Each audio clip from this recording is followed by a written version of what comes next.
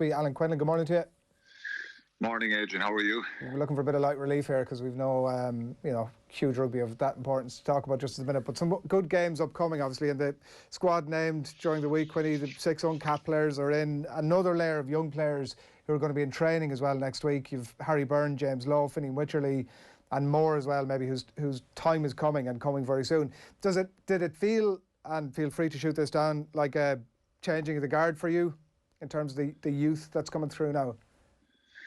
I always said from the start, going back a few months, that Italy and France probably weren't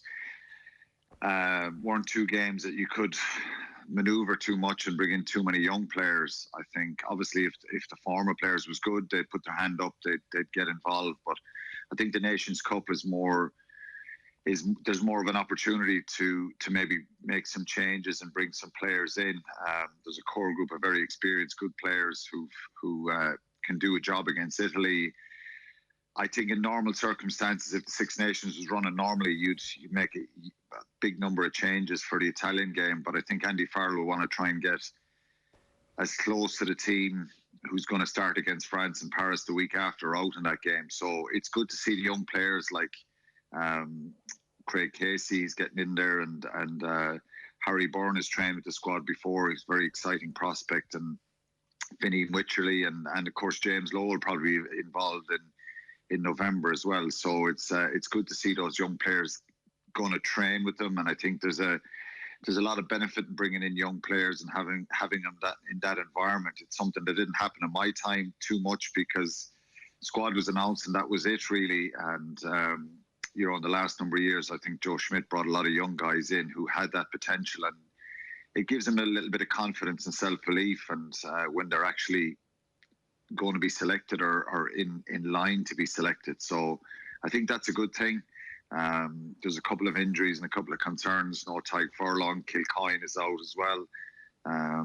Interestingly, of course, the big ones are John Cooney and Devin Toner not being in the squad. So there's a fair few talking points there, but by and large, it's to be expected. It's good to see Jack Carty back. I think he obviously this time last year he was in the World Cup squad and ahead of Ross Byrne, so it's good to see him back in the squad as well. Yeah, John Cooney then, Quinny, since you mentioned him, what a roller coaster it's been, and generally on the downward spiral over the last few weeks. Obviously been dropped for the Pro 14 final, but he's a player that's been obviously nominated for the Player of the Year. He has been in exceptional form over the last while, that to the point where people have been talking about him as a possible starting scrum half for Ireland, but people have just lost faith with him at club and country very quickly. He's a guy who's 30, so it's not as if it's a kick in the arse that he needs at this stage. He needs to be involved. I'm sure he's feeling pretty sorry for himself over the last couple of days, but regardless of all of that, is it the right call that he's not included? I think if you're picking players on form, which is always debatable because some guys get picked and they're not in form, the experienced internationals, sometimes they're brought into various different squads in the last number of years on the back of reputations, and that frustrates a lot of players. So I'm sure, look, John Cooney, by his own admission, probably would say that his form wasn't the best since the rugby came back in August, and he probably pays the price for team deficiencies in Ulster, that they didn't play that well, and being beaten by Connacht. I suppose they had a very good win in Edinburgh, but the change made at half time with Matheson coming on and then not starting the final and stuff has an effect on that selection. So it's a harsh one. But Gibson Park has played really well, and I think Marmion has shown that he's back in form, and he's had a lot of injuries in the last couple of years, and there's real ability in Marmion to play a high tempo game as well. So it's tough on John Cooney, but you could argue that Conor Murray, didn't finish out the season. That semi-final against Leinster came in for some criticism, not with the amount of box kicking, but probably the accuracy and just his overall performance. But it's a tough one for John Cooney to take. But I think Gibson Park and Marmion are rewarded. Murray is always going to get picked because, in fairness, what he's done and what his ability is. But the other two are rewarded for their form, really. Yeah, so on that question then, is Murray still who are your match day nines? Is Murray still the starting nine, and how much of that is on reputation? It's difficult. I think, there's a balance between rewarding players who have been there, and Conor Murray has been world class in the last couple of years, albeit the last year he hasn't. He had that neck injury and he didn't hit the ground running since he came back. He's had some very good performances. He played really well in that first Leinster game, that first game back. So, of course, he can still do it, and he's a top quality player. So I think he's still the person in the driving seat.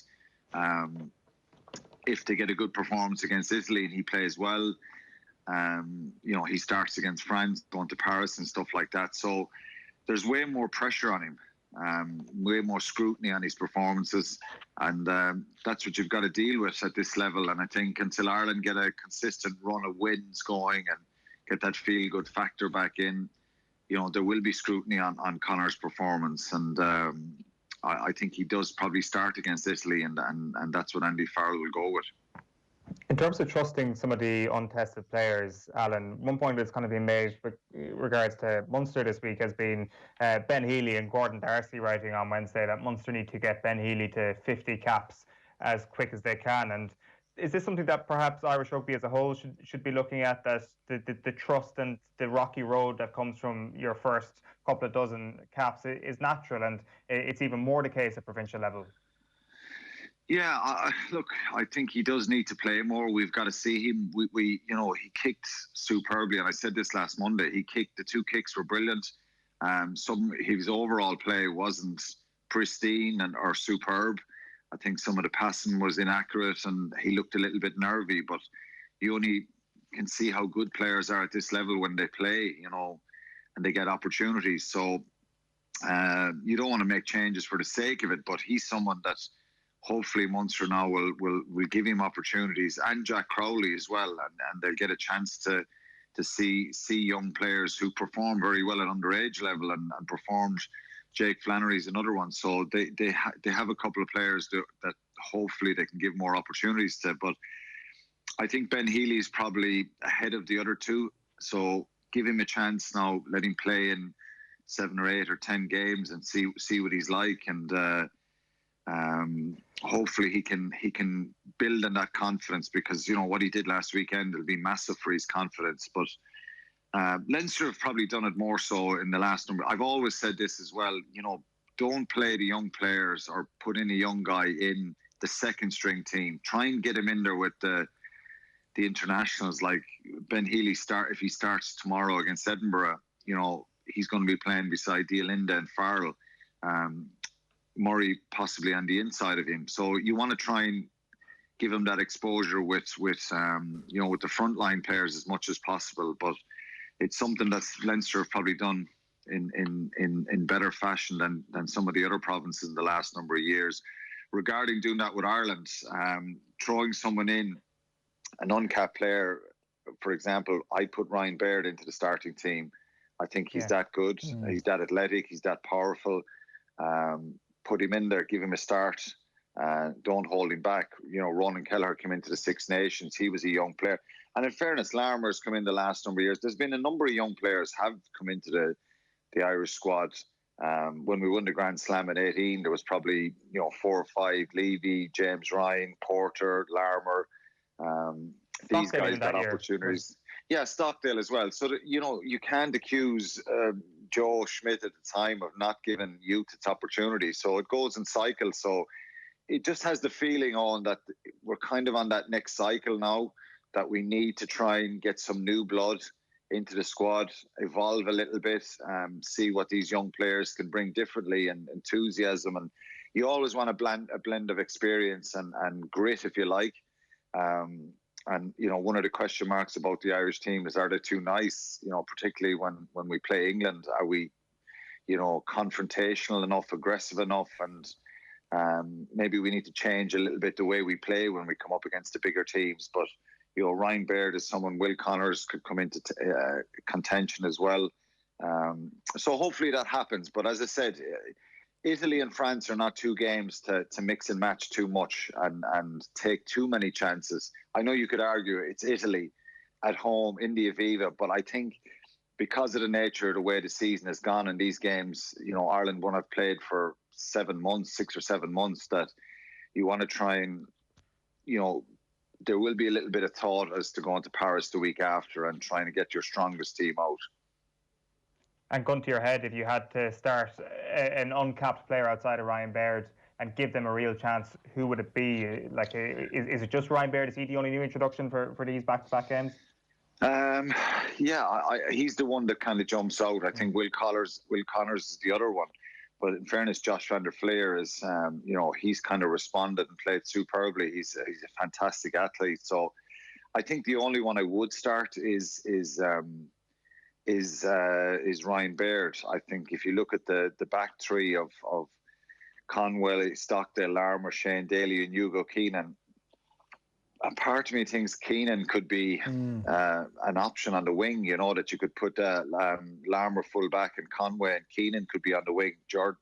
Jacob Stockdale hasn't played that well, but I think it's probably worth giving him a chance to rebuild himself a little bit and give him a little bit of confidence again. But outside of Ryan Baird, I think maybe Keenan has a chance. On him, Quinny, on Ryan Baird, everybody got to have a look at him when Leinster were far behind against Saracens, the Heineken Cup quarter-final, and Jesus, I know I left that game, obviously you're pretty disappointed, but the excitement about Ryan Baird, what's that's an unbelievable endorsement from you this morning to be saying that he goes straight into the starting 15 on this Ireland team. What's this guy's potential like? Are we talking about Paul O'Connell potential, James Ryan potential, who's still obviously on the way up, but how good can this guy be? Yeah, I think that kind of potential is there. I think he's incredibly athletic, quick.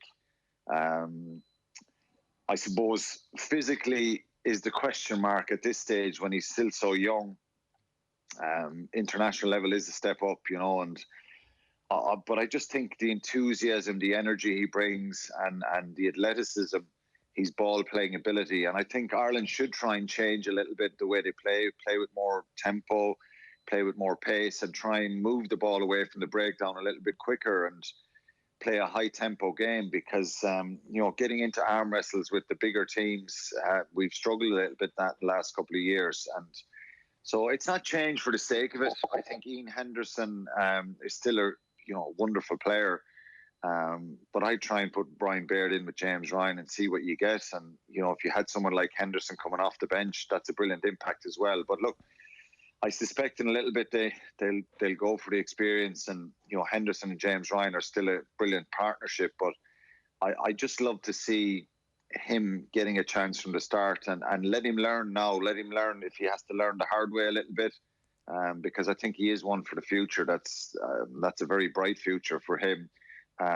Obviously, as you go along, you're going to learn more about young players when they come in, how they cope, the temperament, the pressure, and you have less time and less space at international level, and probably the physicality is at a higher level. But he has the credentials to deliver, I think, and I don't know what his temperament is like as regards leadership, being vocal, being confrontational, and having that ability to step forward. You look at when Paul O'Connell came into the Munster squad first, you could see the kind of raw talent, the aggression, the hardness, the ability to learn all the time. And you could see that kind of natural leadership coming through the way he wasn't daunted by the task. So, one of the areas that holds back players is they get a little bit daunted and nervous and panicky as they go up the levels. And so it'll be a test for him. If he was to go in and